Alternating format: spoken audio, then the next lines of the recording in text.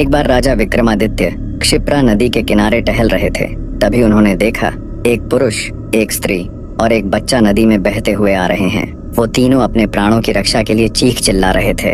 उन्हें देख तुरंत राजा विक्रमादित्य नदी में कूद गए और अपने जादुई वीरों की मदद से उस दंपति और उस बच्चे को नदी से बाहर निकाल लाए। बाहर निकालकर जब राजा विक्रमादित्य ने उनसे इस पाप कृत्य का कारण पूछा तो आदमी ने बताया उन्होंने ये फैसला दरिद्रता से तंग आकर लिया था।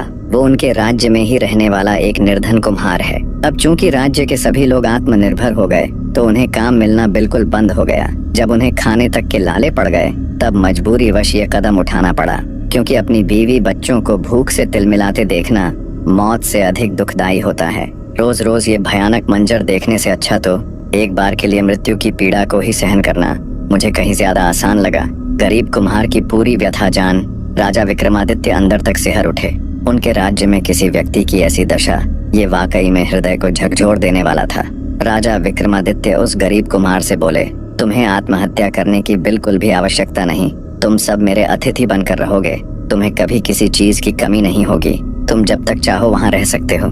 राजा विक्रमादित्य की बात सुन वो गरीब कुम्हार बोला, माफ करे राजन, आपकी बात बहुत ही उचित है। आपका सुझाव काबिले तारीफ है, पर हे राजन, चाहे कोई भी कितना ही दयावान क्यों न हो, 10-5 दिन से ज्यादा कोई अतिथियों की देखरेख नहीं कर सकता और अंततः अतिथि को अपमानित होकर आतिथ्य छोड़कर जाना पड़ता है। तो 4 दिन की चांदनी और फिर वही काली रात से बेहतर तो हमारा मर जाना ही बेहतर है। और वैसे भी कुछ दिन राजसी सुख भोगने के बाद तो हमें अपना जीवन और भी नर्क लगने लगेगा। तब राजा विक्रमादित्य बोले, नहीं महोदय, ऐसा बिल्कुल भी नहीं है। आप जब तक चाहे तो अपनी पूरी जिंदगी भी हमारे अतिथि घर में रुक सकते हैं। आपकी सेवा में किसी प्रकार की कोई कमी नहीं आएगी। राजा विक्रमादित्य के इतना कहने पर वो गरीब कुम्हार परिवार सहित अतिथि घर में आकर रहने लगा। राजा विक्रमादित्य ने उनकी सेवा के लिए नौकर चाकर तैनात कर दिए, जो हर समय उनकी हर जरूरत को पूरा करने के लिए वहाँ मौजूद रहते। कुम्हार और उसके परिवार के दिन अब बड़े ही सुख के साथ बीतने लगे। उन्हें किसी भी चीज की कोई कमी न थी, लेकिन वे जहाँ रहते उस स्थान को बिल्कुल भी साफ सुथरा नहीं रखते। जो वस्त्र पहनते कई दिन बीत जाने पर भी उन्हें बदलते नहीं थे। जहाँ रहते, जहाँ सोते, वहीं थूकते, वहीं मूत्र विसर्जन करते थे। कई बार तो वे धूर्त लोग वहीं पर मल त्याग भी कर देते।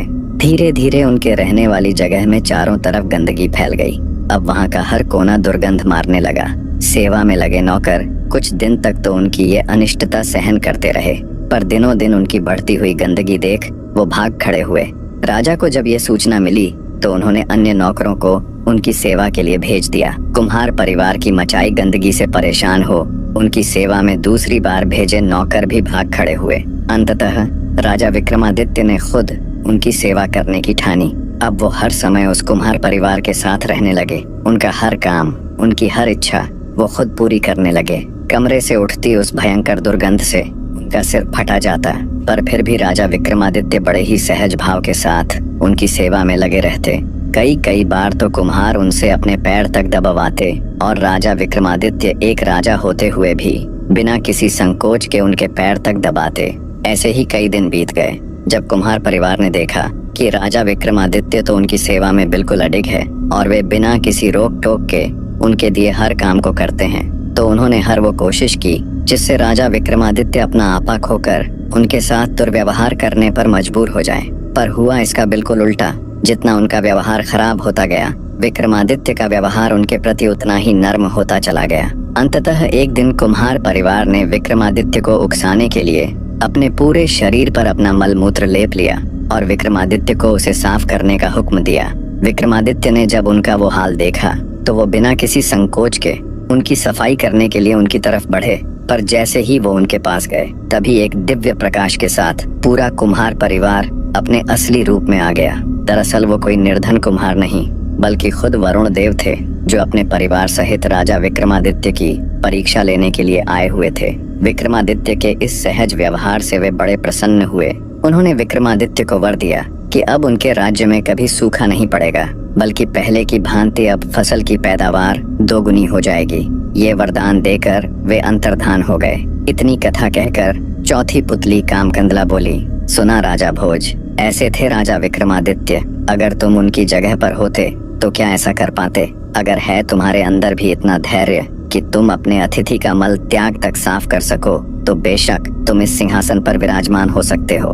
चौथी पुतली कामकंदला की बात सुन एक बार फिर से बेचारे राजा भोज की बोलती बंद हो जाती है और वो चुपचाप वहाँ से चले जाते हैं। राजा विक्रमादित्य की ये कथा सुन पूरा राज दरबार उनकी वाहवाही कर रहा था। अगले दिन फिर से राजा भोज हर रोज की तरह सिंहासन पर विराजमान होने के लिए आते हैं, पर जैसे ही वे सिंहासन के निकट पहुँचे, एक बार फिर सिंहासन से दिव्य प्रकाश के साथ एक और पुतली प्रकट हुई। दिव्य सिंहासन